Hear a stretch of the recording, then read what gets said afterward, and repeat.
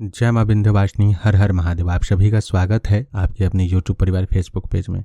इससे पहले हम सभी ने जाना कि मारण प्रयोग किस किस प्रकार से होते हैं और जब प्रयोग किसी व्यक्ति के ऊपर हो जाता है तो उसके लक्षण क्या होते हैं। अब आज के वीडियो में हम यह जानेंगे कि जब यह मारण प्रयोग होता है तो किसी व्यक्ति के ऊपर प्रभाव कब देना आरंभ कर देता है। क्योंकि जहाँ तक हम सभी यह प्रैक्टिकली देखे हैं, जाने हैं, या आप सभी जो पढ़ते होंगे या सुनते होंगे, उसमें यह होता है कि किसी के ऊपर मारण प्रयोग किया गया, लक्षण दिखे, उसकी मृत्यु हो गई, बाद में दिखाया सुनाया गया तो ये कन्फर्म किया जाता है कि हाँ भाई मारण प्रयोग हुआ था। लेकिन क्या यह संभव है कि जैसे ही मारण प्रयोग किया जाए सामने वाले व्यक्ति की त्वरित मृत्यु हो ही जाए? इस विषय का विश्लेषण करना जरूरी हो जाता है, क्योंकि इसमें श्रद्धा का भी विषय है। कोई व्यक्ति अगर पूजा पाठ कर रहा है, नित्य नियम से जप इत्यादि कर रहा है, फिर उसके ऊपर मारण प्रयोग कैसे सफल हो सकता है? उसके परिवार के कोई सदस्य यज्ञ हवन करते हों, नित्य नियम से धूप दीप कर रहे हैं, अनुष्ठान इत्यादि कर रहे हैं, फिर कैसे मृत्यु संभव है? यह भी तो प्रश्न उठ जाता है। फिर वहाँ मारण प्रयोग कैसे हो सकता है? दूसरा यह विषय है कि कोई व्यक्ति बहुत दुष्ट है और दुष्ट व्यक्ति के ऊपर मारण प्रयोग हो रहा है लेकिन वो कोई प्रभाव नहीं दे रहा है, तो ये कैसे संभव है? ये विरोधाभास वाली बातें हो जाती हैं कि भाई तुरंत कैसे मारण प्रयोग हो जा रहा है और कहीं पर प्रयोग हो ही नहीं पा रहा है, उसका प्रभाव ही नहीं हो पा रहा है। तो इस विषय को जानते हैं आज हम सभी पहले कि आखिर में मारण इत्यादि का प्रभाव कब और कैसे पड़ता है। सामान्यतः यह चीज़ थ्योरेटिकली पॉसिबल है कि किसी के ऊपर मारण प्रयोग किया जाए और तुरंत ही उसकी घात इत्यादि से मृत्यु हो जाए, कोई ऐसी परिस्थिति का निर्माण हो जाए कि उसकी मृत्यु हो जाती है।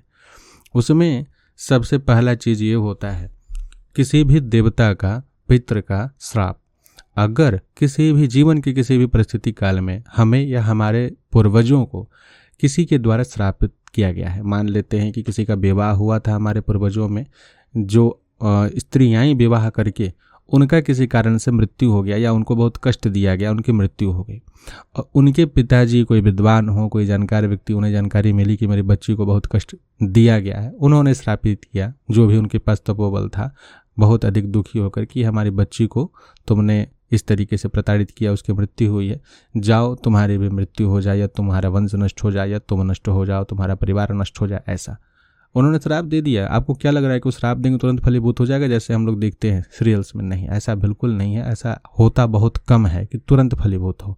कोई व्यक्ति बहुत ज़रूरत से ज़्यादा रोता है, दिन रात 24 घंटा अगर किसी चीज़ को लक्ष्य करके रोने लगे, इतना नकारात्मक हो जाए कि वो चाह लेके है सामने वाले व्यक्ति की मृत्यु होगी, कोई उसके साथ घात होगा तभी हम संतुष्ट होंगे, तो ऐसी परिस्थिति इतनी ऊर्जा निर्मित हो जाती है कि कुछ हद तक घात हो जाता है, लेकिन मृत्यु ही हो जाए यह जरूरी नहीं है।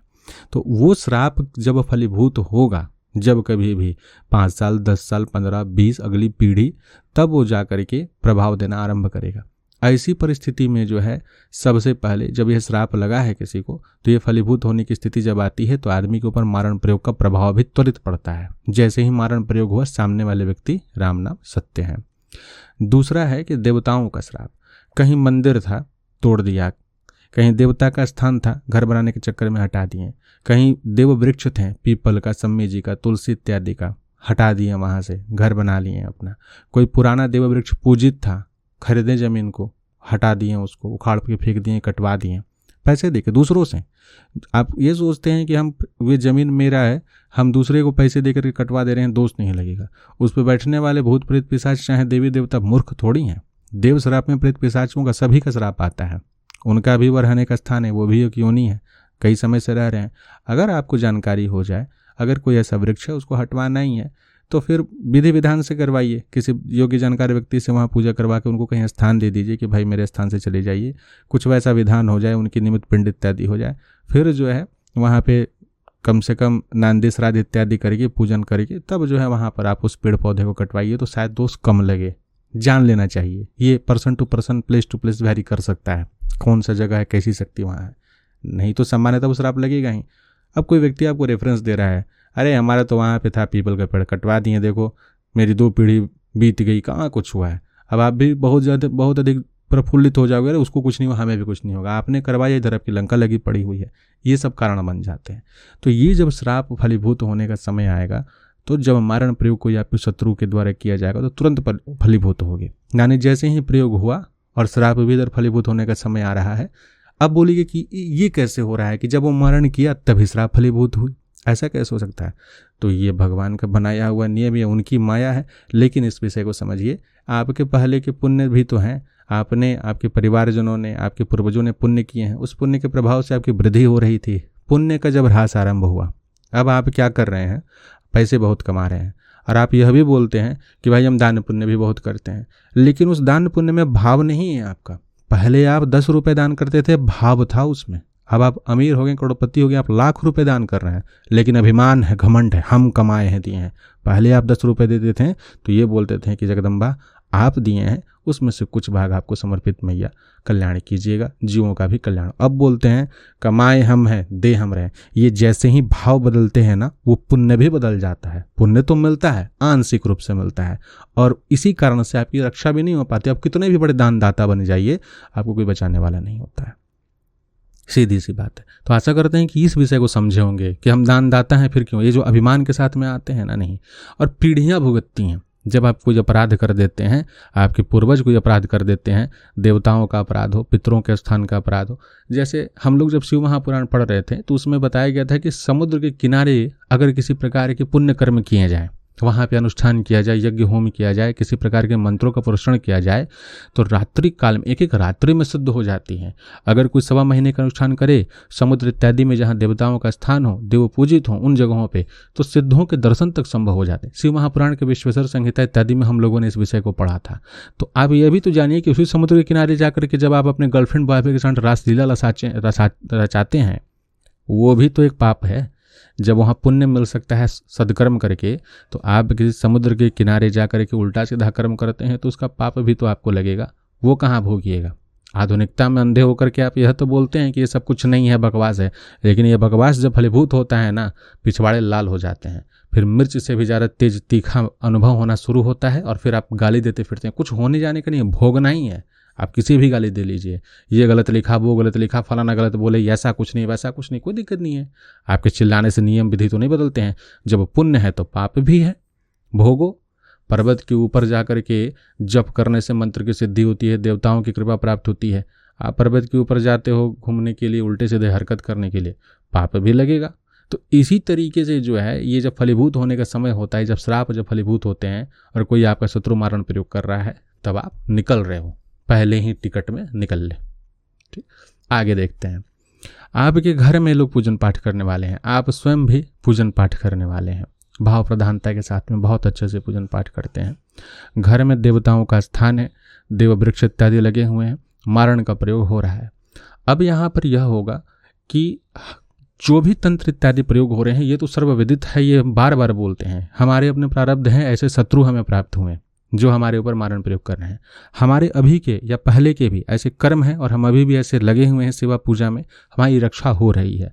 अपराध कुछ बड़ा बनेगा, हमारी पुण्य की क्षमता कम होगी, उनके पुण्य प्रबल होंगे, उनका कहीं ना कहीं हमारा ऋण परिहार दोष होगा, कोई ऋण दोष उनके साथ होगा, ऋणानुबंध होगा, तो हमारी फिर वहाँ पे मृत्यु होगी या हमें कोई कष्ट होगा। ये तो सीधी सी बात है, कर्म का तो लेना देना है। अगर हम भगवत समर्पित हैं पूरे तरीके से, जगदम्बा की इच्छा है कि हाँ ये हो, तो बात अलग है, उसमें वो रक्षा करें या मारे तारे, तुम्हारी मर्जी, तुम्हारे शरण में। लेकिन हम ऐसा करते कब हैं, जब हम पूरी तरीके से खाली हो चुके हैं, हमारे पास धन संपत्ति नहीं, केवल विपत्ति ही विपत्ति है, तब हम देव शरणागति लेते हैं। जब हमारे पास धन संपत्ति होता है तो उस समय तो हम उसके मुँह में पागल हो रहे होते हैं कि मेरे पास इतना धन है, हम क्यों छोड़ें, हम क्यों ऐसा समर्पण करें। समर्पण करेंगे भी तो आधे मन से कर तो देंगे, लेकिन मन में रहेगा है तो मेरा, बोलेंगे केवल ऊपर से हाँ मैया तेरा है, लेकिन वो मेरा। तो कहीं ना कहीं ये जो चीज़ें होती हैं, ऋणानुबंध जो होता है, वो जब फलीभूत होने वाला होता है, तो हमारे पुण्य किसी कारणवश मति भ्रम के कारण स्वयं ही कम, गलती के कारण स्वयं ही कम होते हैं, और फिर ये शत्रु के द्वारा जो प्रयोग किया जा रहा है वो फलीभूत हो जाता है, तो भी हमें दिक्कत होती है।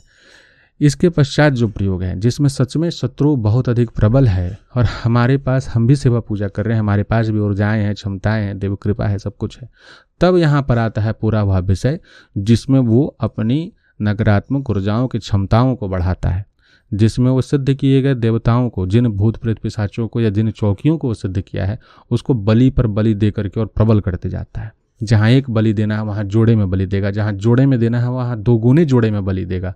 ऐसे कर करके उसकी क्षमताओं को बढ़ा देता है, यानी पैसे खर्च कर रहा है पूरी तरीके से, और फिर वह क्षमता इतना प्रबल हो जाता है कि आपका पूजन पाठ तो एक लिमिट तक है, आपको विशेष अनुष्ठान बहुत बार बार नहीं करा रहे हैं। सामान्यतः लोग ऐसा ही होता है कि साल में एक बार जो है नवरात्रि में 9 दिन का दुर्गा पाठ करा लिए, हवन करा लिए, ठीक है, नित्य नियम सेवा पूजन कर रहे हैं, तो ऐसी अवस्था में क्या होता है कि जैसे ही इसका वेग प्रबल होगा, इसका विचार आपके ऊपर प्रक्षेपित होगा और यहाँ पर सामने वाले व्यक्ति की मृत्यु होगी।